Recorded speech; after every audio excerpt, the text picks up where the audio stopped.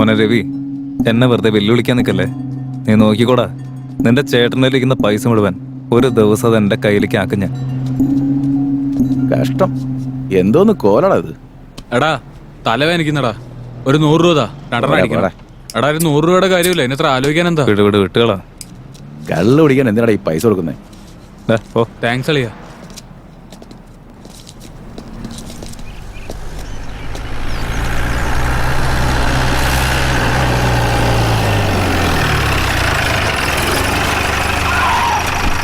വണ്ടി എന്തിനാടോ ഇവിടെ നിർത്തി?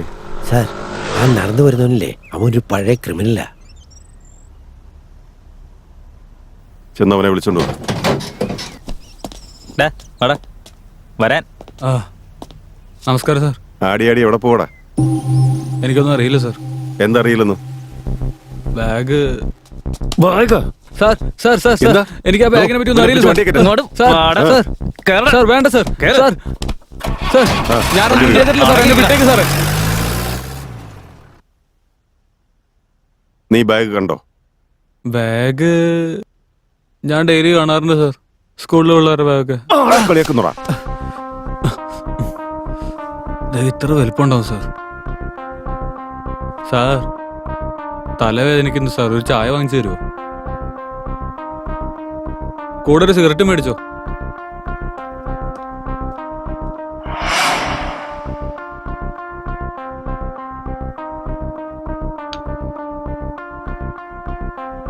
ഇനി ഞാനെല്ലാം പറയാം.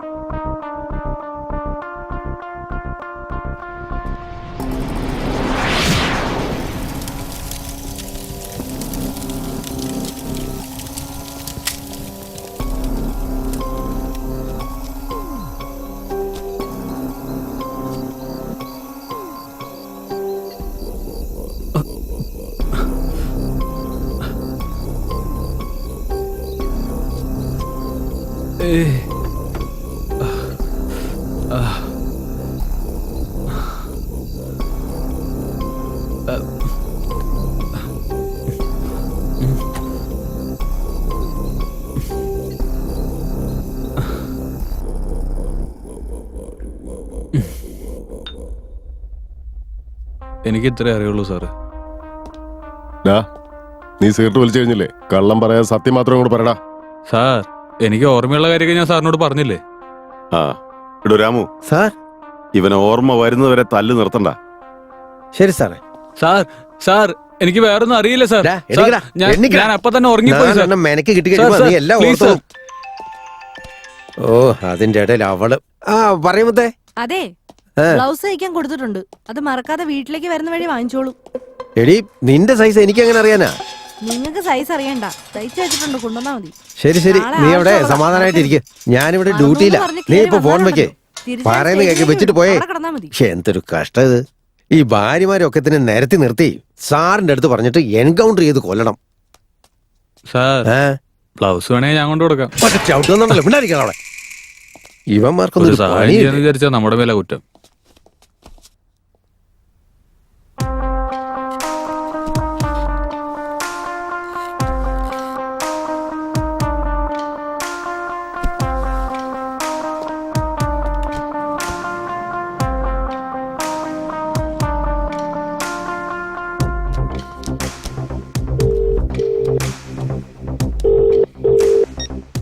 ഹലോ സാർ, കുട്ടിയെ കിഡ്നാപ്പ് ചെയ്ത അതേ ദിവസം തന്നെ ഹൈവേയിൽ ഒരു ആക്സിഡന്റ് നടന്നിട്ടുണ്ട്.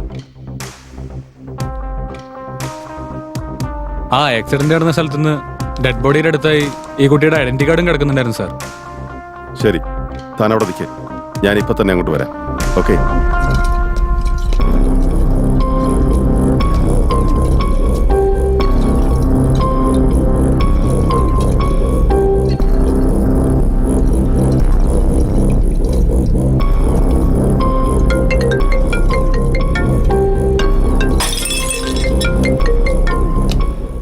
നീ വേഗം അവിടെ നിന്ന് പോകാൻ നോക്കാം.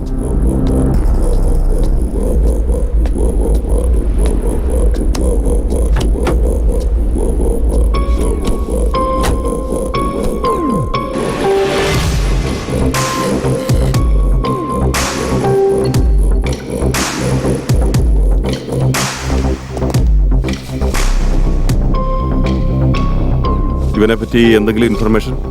സർ, പ്രൈമറി ഇൻവെസ്റ്റിഗേഷനിലൊന്നും മനസ്സിലായില്ല. പക്ഷെ ആ കുട്ടി ഇവന്റെ കയ്യിൽ ഉണ്ടായിട്ടുണ്ടാവാനാണ് സാധ്യത. ഈ gun, mobile phone, identity card ഇതൊക്കെ ആ സ്പോട്ടിൽ കിടന്ന് കിട്ടിയതാണ് സാറേ. വേറെ എന്തെങ്കിലും എവിഡൻസ് കിട്ടിയോ? വേറൊന്നുമില്ല സർ, ഇത് മാത്രമേ കിട്ടിയുള്ളൂ. ഇവനെ പറ്റി എന്തെങ്കിലും വിവരം കിട്ടിയാ ഉടനെ തന്നെ എന്നെ അറിയിക്കണം. ശരി സർ. ഓക്കെ. ആ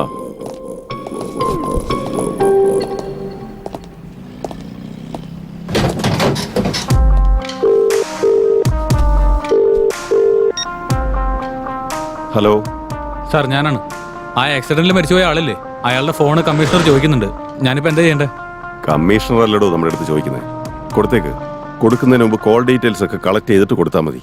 okay sir. Sir,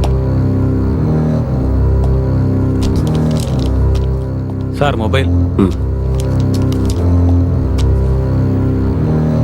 thank you. It's okay sir. എന്നാ ഞാൻ പോയിക്കോട്ടെ? ഒരു മിനിറ്റ്. ഈ കാര്യം വേറെ ആരും അറിയാൻ പാടില്ല. ആരും അറിയില്ല സാർ. ഓക്കെ സാർ, ഞാൻ ഇറങ്ങാം.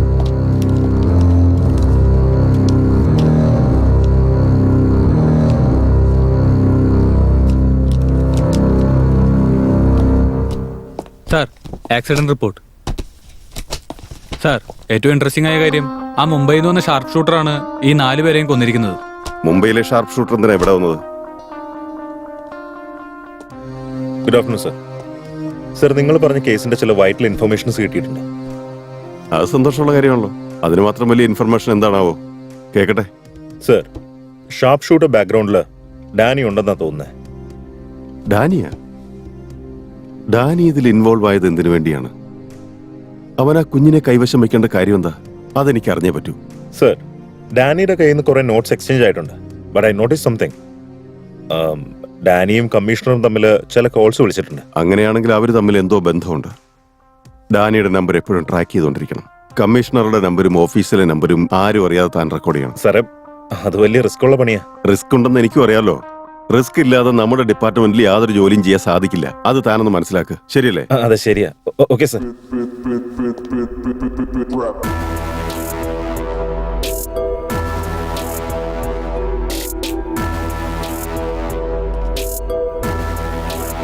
പറഞ്ഞ കാര്യങ്ങൾ ഓൺ ടൈമിൽ കളക്ട് ചെയ്യാനായിട്ട് ചെന്നൈ രാകേഷിനെ വിളിക്കണമെന്ന് പറഞ്ഞിരുന്നതാ. അത് ചെയ്യാതെ ബർത്ത്ഡേ കേക്ക് ഓർഡർ ചെയ്യാൻ പോയിരിക്കുന്നല്ലേ?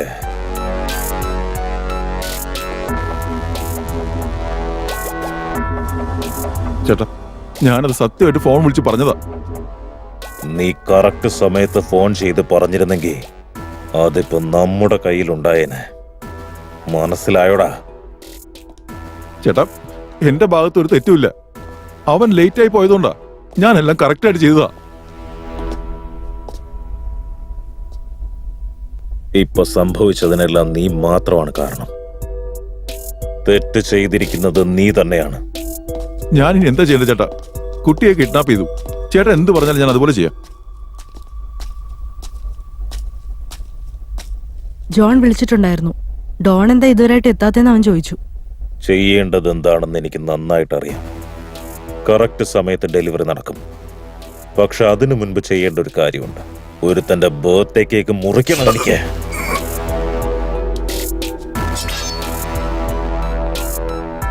ഇന്ന് നിന്റെ ബർത്ത്ഡേ അല്ലടാ.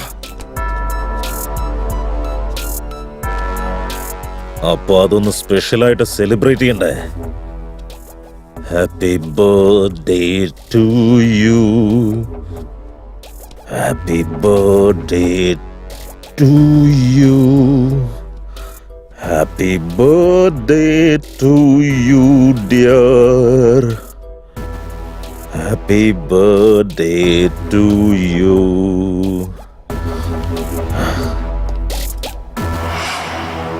അപ്പൊ ശരിക്കും എന്തായിരിക്കും നടന്നത്? ബാഗ് നല്ല വെയിറ്റ് ഉണ്ടല്ലോ. വളരെ ഈസി ആയിട്ട് ഒരു കോടി കിട്ടി. കുറച്ച് കൂട്ടി ചോദിച്ചാൽ മതിയായിരുന്നു. ഏതാടാ അവൻ?